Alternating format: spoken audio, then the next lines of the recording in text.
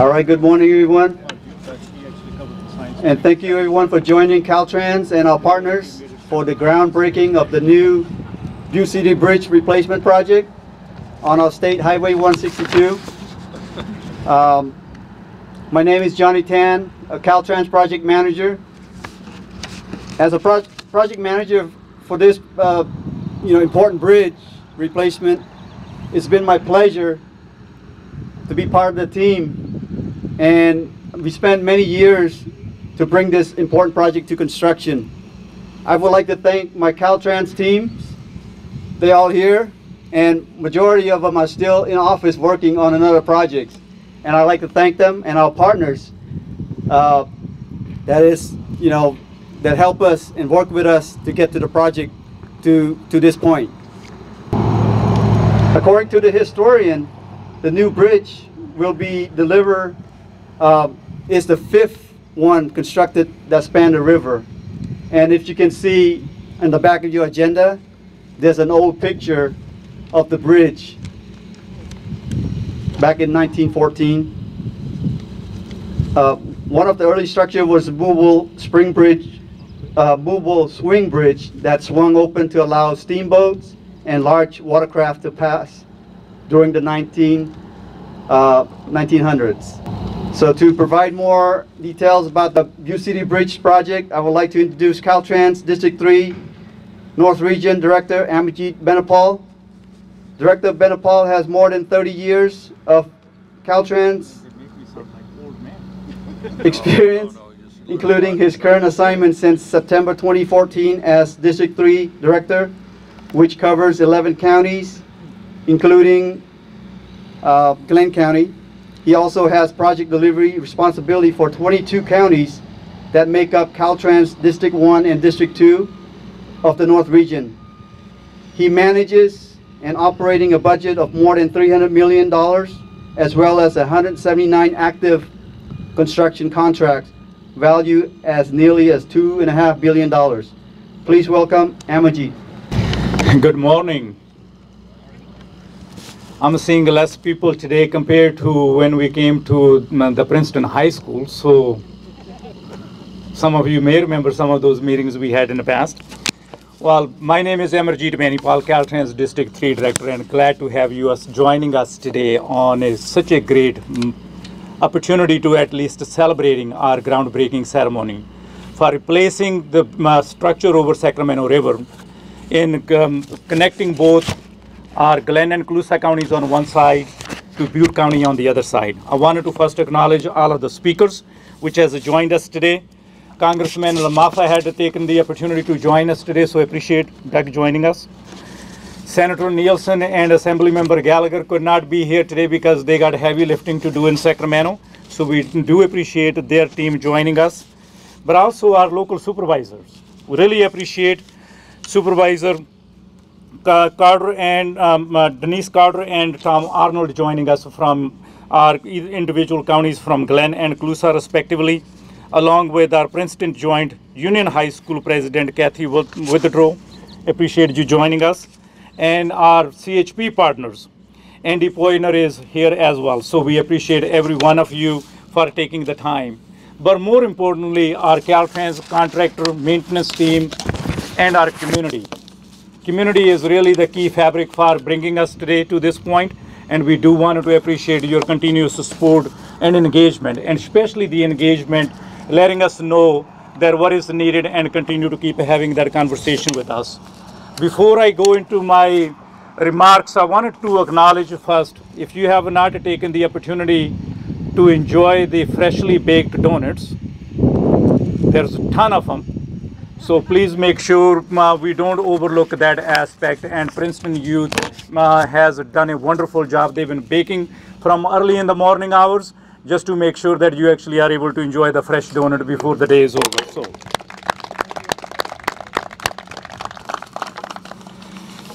as Johnny has stated, that this river crossing has been in place for over 100 years, and over the years we had movable bridge and we had ferries.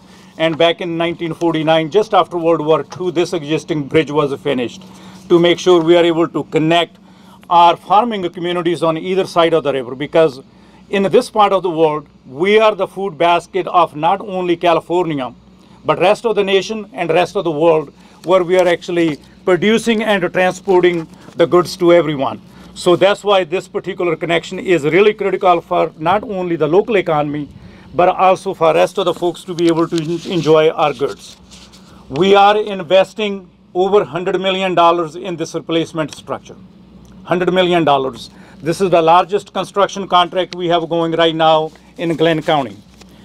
And I'm pleased to state that our partners in Glenn and Colusa counties were instrumental in terms of making sure that we knew what their needs were.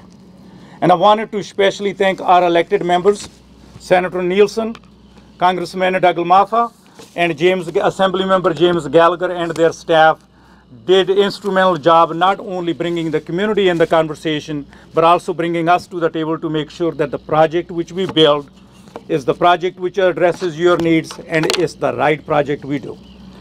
Many of you may remember that as we were developing this project, we were going to actually close the existing structure and build the new structure on the same footprint. And the purpose of that was to minimize any impact onto the environment which we're sitting in today. We wanted to preserve it. But that was going to take about 18 to 24 months. And soon as we actually put the public notice out, my assistant's phone just could not keep buzzing all the time. And I said, well, there must be something taking place. We better go and take a look at it. So I personally taken a few trips just without my staff to come see what's going on. And one day I was actually on the easterly side of the levee on the south side of the bridge, just seeing how much traffic is there. And our farmer on the other side was ready to do the spraying operation, so they had their helicopter ready to go. And so once they saw Caltrans truck standing there, they actually made a couple trips over me, and finally I said, I better wave them so they are not seeing who's actually encroaching onto their property. But I'm pretty sure Smith had a good time with me, and I had a good time with him at the time when they were flying around. But the main part, coming back to more on a serious note, when we finally had the meeting in Princeton High School, which we had multiple discussions, there were 4 things which were clearly pointed out to us in that discussion. Number 1, that if you actually shut down the bridge for 18 to 24 months, that was our estimate, it's going to have a significant impact on the farming community because we are dependent on either side of the river. Second thing was, there are school kids who are actually taking the bus to go from one side to the other, and we were going to put them in a bus, and they were going to be spending 40 to 50 extra minutes every single day to go to school and come back home. Along with that, all of the farming operations, commuter operations, everyone was going to be impacted. Last but not the least, it was the emergency response. That if there is an emergency on one side of the river versus the other, every minute counts. Waiting for 30 to 40 minutes for any kind of service to come to the other side was unacceptable. So thank you for providing that input to us. And as a result of your input, we are building the bridge, which is actually, as you can see, right behind us to the northerly side of the existing alignment, while we maintain a continuous flow on the existing structure. This bridge is going to take us about 2.5 years to finish it. By 24, we should be done with this structure. But that's really the main part, is making sure that your concerns are taken into account as we actually have developed this project. The new bridge, once it's going to be, as many of you have probably traveled on the existing bridge, and you've probably seen someone who did not tie their load down properly, and you can actually see some of the marks on the old green truss. So our new structure is going to actually address many of those issues. Number 1, it's going to have a standard lane width, which is a 12 foot, along with 8-foot shoulders. So any of the farming equipment, wider equipment, can actually go through having to worry about, do they have enough room to get through, or does not need any kind of a permit from Caltrans and from CHP to get through that as well. Once we go into Butte City, working with our community in Butte City, we are going to be widening the shoulder along the right-hand side between McDougall Street to Eureka Street to 14-foot width, which allows not only to pull and park, but at the same time, if you're walking along that stretch, going to neighbor's house, you have enough safe place to at least walk safely. Again, as I'm closing this discussion, this project is made possible based on our federal and state excise tax for $106 million, along with the $14 million which came from Senate Bill 1. And I wanted to again thank our partners, our community elected members, state and federal resource agencies, and utility companies, which has worked with us to make sure that the project stays on a track. I also wanted to acknowledge that the contractor Golden State Bridge is actually the contractor on this bridge, so they are going to be your partner and they're going to be your neighbors for the next couple of years. They're certainly going to be helping our local businesses because their workers need to go get food from local places. So please be kind to them. Please be kind to anyone with orange shirts, because during construction it's always a little messy business. So be patient, slow for the cone zone, so not only you can go to your loved ones safely, but they can actually also go to their loved ones safely at the end of their shift. In closing, I'd like to say this: Butte City Bridge project represents a remarkable investment in our state and local infrastructure, in our California and local economy, and lives of all of our citizens.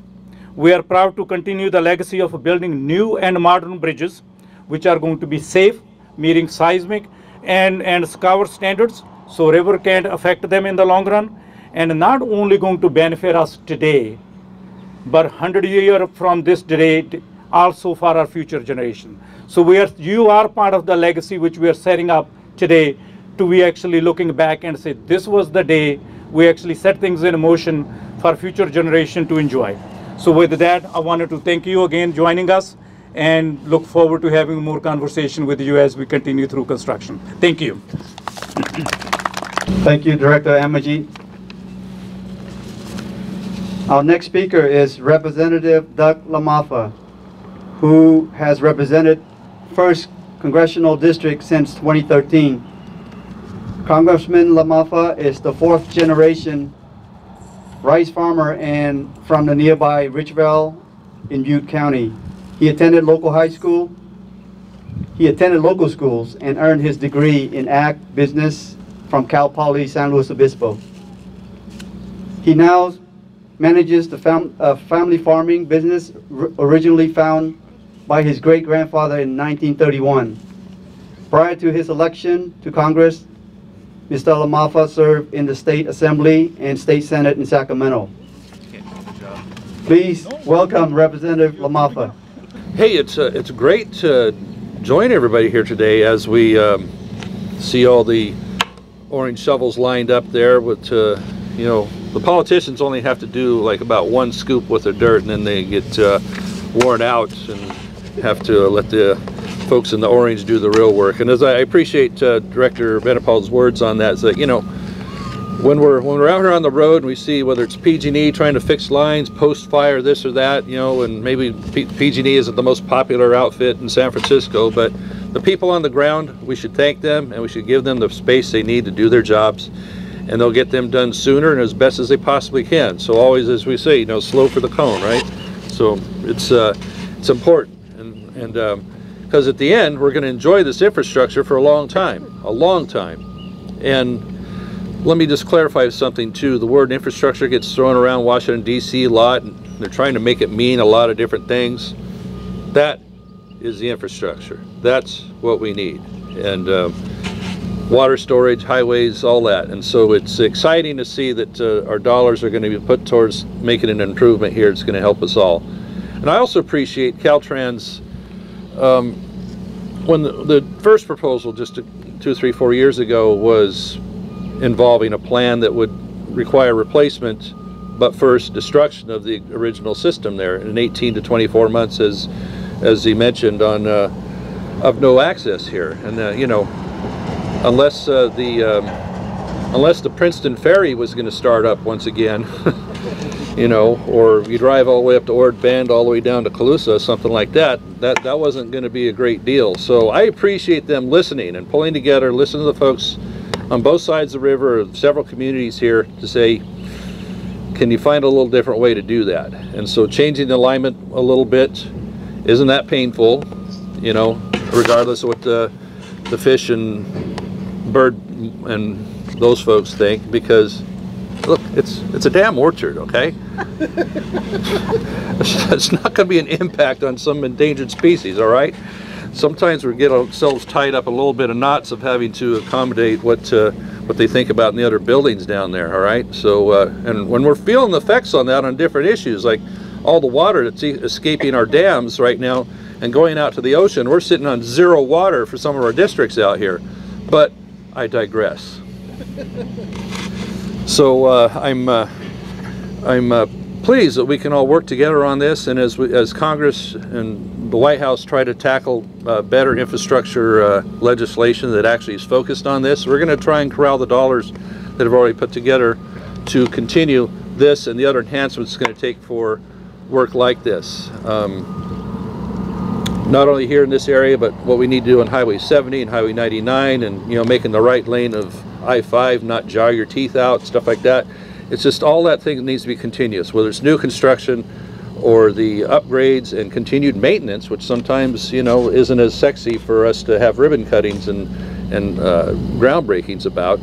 But it all goes together. And so for this here today, I appreciate the effort of mostly listening to the locals here on getting a project that's going to work for them, because the agricultural seasons, they can't be stretched out to 24 months and wait for the bridge to come back, as well as the safety aspects the director mentioned as well. So indeed an exciting day, and I'm glad we can all be part of this and see improvements to the important passage we have between Butte and Glenn counties and many places beyond. So thank you all for the combined effort. Appreciate it. God bless you all. Thank you, Congressman. From the outset, State Senator Jim Nielsen worked with us on the community outreach during the development of the project. Senator is busy today in Sacramento, and he couldn't be here in person with us. However, he did want to say a few words, and he did recorded a special message. And I would like to invite his district field representative, Laura Nicholson, to come up and play the senator's recorded message. On behalf of Senator Nielsen, it is an honor and a privilege to be here today. Senator and I were talking about this project. It was very important to him, and he came out to Princeton and he said, I really do want to make some comments. So he has produced a little audio here. If you'll just give us a moment and we will get it going for you. I'm Senator Jim Nielsen, and I regret I cannot attend this opening of the Butte City Bridge. A historic bridge, a very utilitarian bridge, a bridge that I've used many, many times over the decades. We deeply appreciate it. Well, when this bridge needed replacing, the community was very upset. They were going to have to be greatly and hugely inconvenienced with that bridge being out for a long period of time and them not being able to get where they needed to do and move their farm products, etc. Well, Amarjeet Benapal, the district director of Caltrans, and I met and discussed this. And what we hoped to achieve was common ground, some common ground that would ensure the project was completed on time and have of the quality that we needed, but also that did not so inconvenience the communities around. And with the cooperation of Caltrans, which was extraordinary in this case, we've been able to achieve it. So thank you very much on behalf of Senator Nielsen. Thank you, Laura. Our next speaker is Tom Arnold. He is a District 3 Board of Supervisor for over 1 year. He was born and raised in Glenn County. He also managed wetlands property in Colusa County, part of the Rangeland Group and the Groundwater Authority for Glenn County. Please welcome Tom Arnold. Thank you, Caltrans, for doing this. This is a great project. I'd like to thank all the constituents for being here today in support of this, and our staff from Glenn County and my fellow supervisors that are here today. I appreciate all you being here. We have a couple of our lieutenants here from the Sheriff's Office. I appreciate that also. But this is personal for me. My grandfather had a vision after he got out of the Navy back in the 40s. And unless he was really busy that day, I'd say he was here back in 1949 when they redid the bridge. So this is personal for me, and I appreciate this project now. My mother grew up out here east of us. His vision was not to be in law enforcement like his father was, but he had a vision of growing crops for seed, which was very unheard of back then. And he knew that the fertile dirt in California was this area east of us in Afton. So he came here. So it's neat to be here where I would suspect he was back in the 40s. But I'd also like to, a little funny, I know there's some gold under this old bridge. My dad and my mom made a pact when they were in high school at Princeton that if they broke up, they would throw their class rings off of that bridge. Unfortunately, my dad still has his, but she doesn't. But they stayed together. That's the most important part. So if they're doing something out there and they find a ring that has a TD on it or an AD, I'd like to have it. But all joking aside, I'd like to thank our representative. Doug Lamoffa is so good to us here in Glenn County. They represent us so well, along with Mr. Nielsen and Mr. Gallagher. So we are lucky to have such great representation here in such a small community. And the only way that we will move forward is that all of us come together like we are today. We are strong as a whole. So working together like we did with Caltrans, where we're now going to leave this bridge in place for our farmers. I mean, with the drought going on, they have enough problems at this point. They don't need to be hauling equipment clear to Ord Bend or clear to Colusa to get on this side of the river. So I appreciate the collaboration that we have. And also, once again, thank you for always representing us well, Doug. So thank you all. Thank you, Supervisor. While Butte City Bridge is Glenn County, it serves an important transportation route for neighboring Colusa County, especially the community of Princeton. Our next speaker is Denise Carter, who has represented Princeton area as District 5 Colusa County Board of Supervisors since 2008. After working 15 years in the petroleum industry, she and her husband moved to Colusa County in 1993 to assume management of the family farm. She has been the director and the second vice president of Colusa County Farm Bureau, as well as the North Valley chapter president of California Certified Organic Farmers. While raising her children, she served as a 4-H project leader for 5 years, a soccer coach, a school volunteer. As the county supervisor, Mrs. Carter has focused on issues of rural flood protection and is currently leading effort for the countywide groundwater sustainability agency. Please welcome Supervisor Carter. Thank you all. It's great to be here today.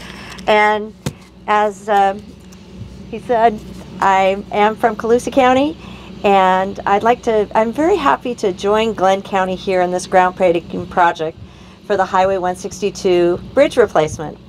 This is a vital bridge over the Sacramento River. There are very few of them. You know, Colusa is 20 miles to the south. Hamilton City's 22 miles to the north. And I was at that public meeting in Princeton a few years back, and I was really pleased to see so many community members who came out and expressed their concerns. And what I'm even more pleased about was that this is what good outreach is. Caltrans listened, and they listened I actually heard pretty quickly after that meeting that they're not going to tear down, they're not going to, put us without a bridge for 2 years.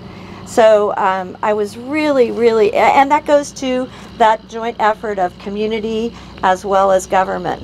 And the two need to work together, and this is really a great example of the two working together. And I want to thank all the community members who came out and expressed these concerns. It was the school kids in Butte City that I think was a big one that they didn't realize. Also, as those of us who live along the river, we know that when it does flood, and hopefully it will flood again sometime, this is a lifeline for those of us who live on the east side. And without it, there are a group of landowners that would not be able to get out at all. So that's where it goes to the public safety piece, that it's really important to keep the bridge operating full time, and as well as the commerce. The commerce is what drives our economy here, and to not have that bridge would be a real hardship on those who work and live in this area. So I want to thank Caltrans for listening to us and agreeing to make these modifications. So consequently, I love the design of the old bridge. I love the steel structure, but I also look forward to a new bridge that's strong and safe, a little wider, and it's going to be an asset to our community. So looking forward to a very successful project. Thank you.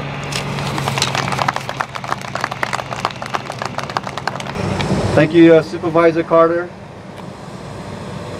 The Princeton Joint Unified School District serves students in Colusa and Glenn counties. Its buses rely on the bridge to transport students from Butte City to Princeton during the school year. Over the years, the school district has generously allowed us to host the community outreach. Our next speaker is Kathy Withrow, Princeton School Board President. Kathy's family moved to Butte City in 1963, along with uncle, aunts, cousins, and grandparents, where they continue their family farming operation. Kathy and her husband have also farmed in this great community since 1977, and now farm with their son and son-in-law. She has served on the Princeton School Board for the last 25 years, and her grandson is the 5th generation to attend Princeton Junior High. Please welcome Kathy Withrow. Well, thank you. When we first heard the news that the bridge would be shut down for 1.5 to 2 years, we pretty much went into panic mode. Thankfully, Caltrans responded to all our concerns with several community meetings starting in 2016, and soon came up with Plan B. That plan would leave our bridge open during construction. I want to publicly and graciously thank Caltrans on behalf of our school district, our first responders, our farmers, and our families that use this bridge every day. Thank you.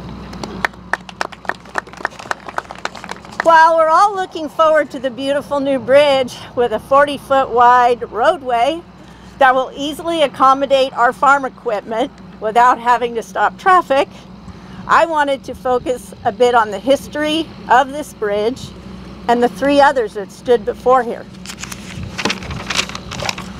But before the first bridge was built, Butte City had been known as Laramie. It had 3 different names before Butte City. Laramie was named for a man who built the first store in 1862. Later, after Laramie started booming because of agricultural commodities, there were several saloons thriving.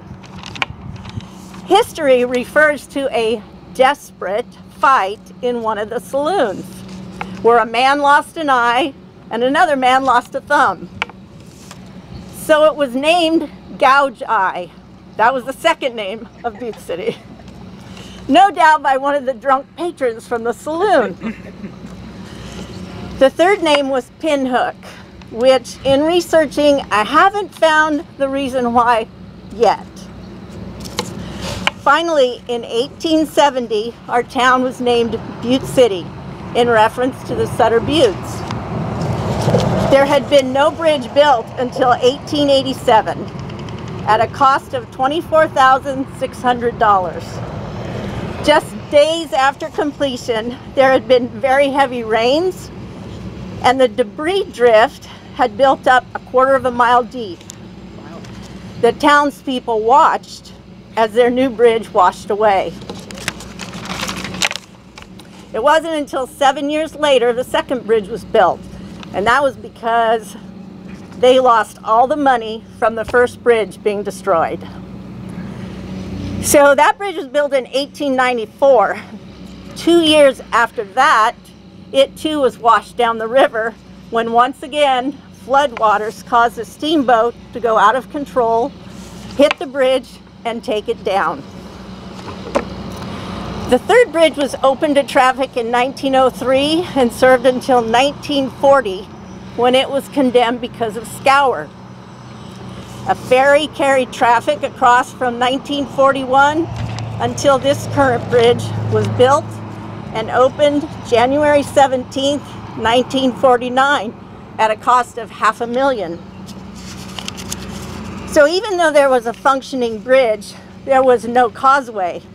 So the lowlands west of the bridge often flooded, making the bridge unusable. Many local politicians, along with Princeton Joint Unified School Superintendent, Mr. Eldor Lefelt, sought a solution. In the late 50s, they met with the State Highway Commission. In the meeting in Sacramento, the school's needs were most persuasive, as presented by Mr. Lefelt. The causeway was approved and dedicated in May of 1961. The bridge opened regularly as an active, movable bridge for some years. Commercial boat traffic tapered off after the 1940s. Several trial maintenance openings were performed until around 1963 and hasn't opened since. So those are the facts and the figures. The Butte City Bridge, also known as bridge number 1117, also served our community as a great place for local teens to cool off in the hot, boring summers. Many rope swings were tied to her underbelly over the years, and one young lady I know didn't time her release of the rope very well and landed in too shallow of water, fractured her ankle, and I know this because she is my daughter. A rite of passage for many teens was to actually jump from the bridge into the cool river. The volunteer firemen, after burning the levees for fire control, were also known to jump in for a cool off. We water skied, we went tubing many times under this bridge. We are thankful for the many ways bridge number 1117 has served our community. And lastly, I leave you with this infamous or notorious piece of bridge history. Over 40 years ago, a pilot actually flew a plane under the bridge deck. So I'd like to thank you. I'd like to thank Gilbert, Maggie, Justin, and the Caltrans history librarian for helping me with some of this history. Mary Mass at the Princeton Library and the Willows Library. Thank you. Thank you, Board President Withrow. Our final speaker is Lieutenant Andrew Poytner, the commander of the Willows Office of California Highway Patrol. The Willow Office covers Glenn County, which is primarily the agricultural community with mountains on the west and Interstate 5 corridor taking you through 29 miles of farmland, 119 miles of state route, and 830 miles of county maintained road, serving more than 29,000 residents. The Willow Area Office, which received its first patrol officer in 1923, boasted to 20 officers, 3 sergeants, and a lieutenant commander. Please welcome Lieutenant Andrew Poytner. Good morning. Before I get started, Kathy, I believe your son and I jumped off this bridge growing up, so it has some history with us as well. It is an honor to be here today for this groundbreaking ceremony representing the California Highway Patrol and standing alongside our traffic safety partners, government officials, and stakeholders to improve infrastructure within Glynn County. State Route 162 is one of the most traveled routes within Glynn County for our residences, our outlining counties, as well as our agricultural industry. Having 12-foot lanes and 8-foot shoulders in both directions will allow for the safe movement of large equipment from one side of the river to the other. I would like to thank Caltrans District 3 Director Benapal and his staff for keeping the current bridge and viaduct open throughout this project. As everyone's mentioned, it is critical within this county to keep it that way. As a first responder, extended response times to emergencies would be critical, and as well as providing general services to the public. I would like to ask the public to be extra cautious when entering construction zones, as well as to keep your eyes on the road, remove distractions from your vehicles, especially your cell phones, wear your seatbelts, and just slow down. Watch for workers and equipment on the roadways, and please be patient if there are road closures or temporary traffic control points. Again, thank you, and I look forward to seeing the completion of this project. Thank you, Lieutenant. At this time, I would like to thank everyone for attending, and one more time, thanks to the Princeton Mennonite Youth Group for providing the refreshments and the homemade donuts. Really appreciate that. Thank you. This will be our signature project for this region to mark the project start, the begin. We already have began. I invite our speakers and partners to come up for the groundbreaking, but before that, we have some acknowledgement to be made by our director. Thank you, Johnny. You thought Johnny had an accent. Now you're going to actually notice even more accent as I'm going to be reading the names.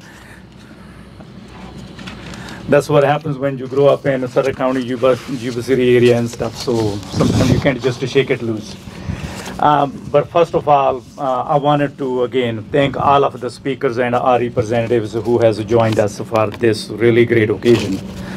So thank you, really appreciate you guys all taking the time, and without your help, without your support, without your participation, we wouldn't be having this discussion. We might have a different discussion. But I also wanted to take a moment to first acknowledge and thank the community. And as I was stating early on, your participation, your commitment, your engagement is really made this project to be what we are going to be seeing in the future. Your participation is commendable, your commitment to making sure that we hear you, and your input is taken into account as we design, because we're public servant. We are serving at your pleasure and we're serving for you. So we wanted to make sure not only we acknowledge our responsibility which we have to maintain, but we also take your issues and input into concern. So if you can all please join, give a big hand to the community, especially some of the young ones which has joined us as well. I'm assuming the parents already know that the schools are out, or if not, at least this is going to be the field trip day for those young ones, right? But I appreciate everyone coming in. Let me go over some of the other representatives or the key individuals which are here today. Terry Dubose, Lamoffa's representative, is with us. Thank you. And I will ask just to hold the applause because we will do one time for everyone at the end. Stephen Heater, Jim Nielsen, which you just saw along with Laura Nicholson from Senator's office. And then we had Brandon Pisani from Assemblymember Gallagher's office. And the reason why I'm mentioning their name is just to make sure you get to know them, because they are the lifeline to make sure that you are able to get your issues and concerns into our elected members' offices as well. Because I know Congressman, Senator, and Assembly member are going to be busy doing a lot of heavy lifting on our behalf. Also, I understand that we actually have a couple of Glynn County supervisors with us. Supervisor Grant Carmen, if you can just raise your hand. Thank you. Supervisor Keith Korom. Thank you, sir. And then we have a Public Works Director, Don Rust. We acknowledge you. And then we also have William Vanessek, the council member, joining us as well. And then we have Kevin Cook, and then Justin Gibbs from Glenn County Sheriff's Office, along with Travis Goodwin from Sheriff's Office. So thank you for joining our law enforcement team as well. Victoria Reamer from our school board member. And then we actually, those were the representatives, so if I missed anyone, we will acknowledge every one of the community members or elected members who has joined us. Thank you. Now I got a little longer list, which is all the orange, sea of orange you are seeing, and you're going to be seeing more of. Starting with our project manager, Johnny Tan, who you already met, and he was the speaker and MC for us today. Thanks, Johnny Tan. And then the rest of the list is a little longer, so hold the applause, so we will go through all of them at one time and then acknowledge their efforts. Andy Sullivan, our structures rep. This is the gentleman who's going to be here, so just to get to know him before you leave, because if there is going to be any point, Andy is going to be the point person along with James Ralston, who was not able to join us this morning. Matt Solano. Matt, wave your hand. So just another individual you wanted to make sure you're aware of. Kristen Santos, who's going to be Structures Senior, and Justin Wood from Structures.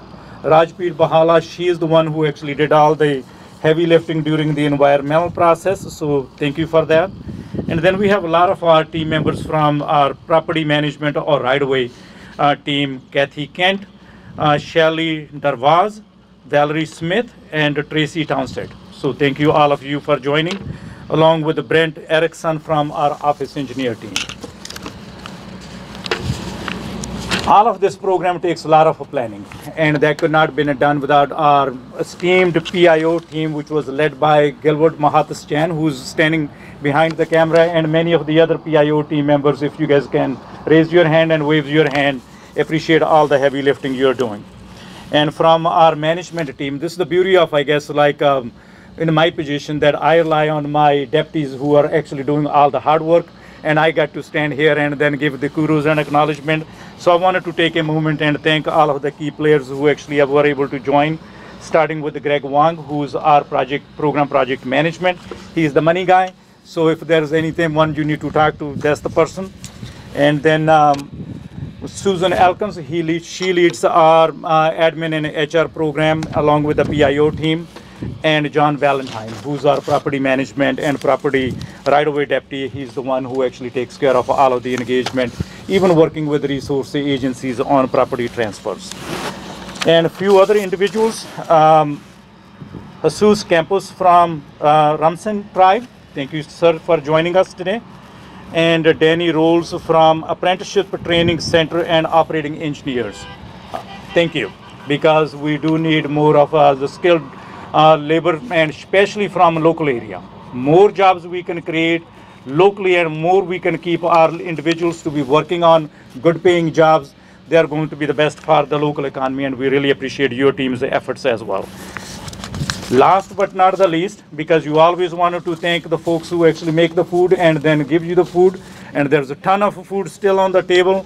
So Princeton Mennonite Youth Group, please again join me giving them a big hand. So again, thank you for joining us. Next, we are going to be moving to the ceremonial, groundbreaking ceremony on this side. So I will ask all of the speakers to please join, and rest of the communities to be joining us. So when we take the picture, you are part of the future history. So at least we will add that to our library, so it will be easier to check. And so that way we can at least have an easier place to go and find that information. So with that, thank you very much. And please make sure you eat all the food, because we don't want to have our students feel that their food was not taken full advantage of. Thank you very much.